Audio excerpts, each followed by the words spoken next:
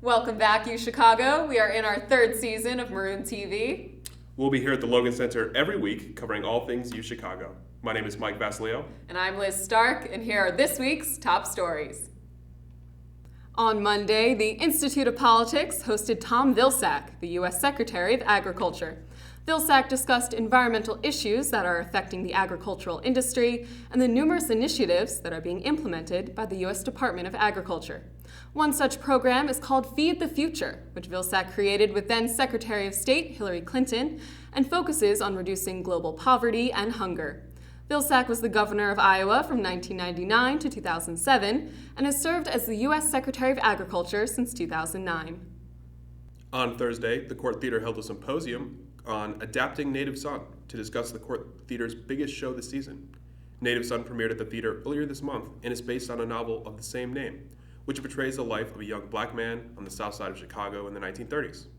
The show ends its run next week, but with such high critical acclaim, all remaining tickets are limited to standing room only. On Wednesday, student RSO J Street U held a candlelight vigil in Hutchinson Courtyard for the victims of the war in Gaza. J Street U is part of a national organization that advocates for a pro-peace movement and a two-state solution to the Israeli-Palestinian conflict. This vigil is to commemorate the lives lost during the recent war in Gaza. You don't know me anymore, not after Gaza. I thought things were bad a year ago, and the year before that. Turns out, I didn't know a thing. More than anything, I still need to know what actually happened in the war this summer. On Tuesday, Students for Justice in Palestine hosted Professor Steven Saleta at the International House. Saleta was given a tenured professor position at the University of Illinois Urbana-Champaign, yet the job offer was rescinded over the summer after Saleta expressed pro-Palestinian sentiments on his Twitter account.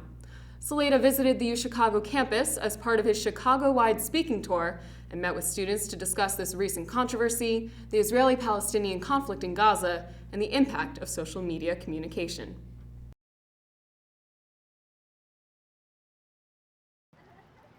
Thursday night, students had the chance to learn more about social activism at the annual Disorientation event, which gave students a different take on life at the university. So disorientation is exactly what it sounds like. It's disorientation. It's a way to disorient people when they first get to campus and they're gone through this kind of crazy orientation week, a week. And this event is kind of in response to that and is offering a different perspective of life at the university and what it can be for you as a student here.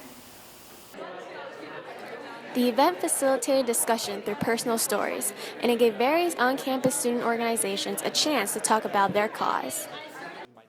One of them was Student Organizing United with Labor, or better known as SOUL. And we're trying to get the university to adopt something called the Accord on Fire and Building Safety in Bangladesh, which would require any apparel maker that uses the university logo or university trademarks to require all these apparel makers to adopt this accord, which includes basic fire and building safety standards for those factories so that we can hopefully prevent another tragedy like Rama Plaza.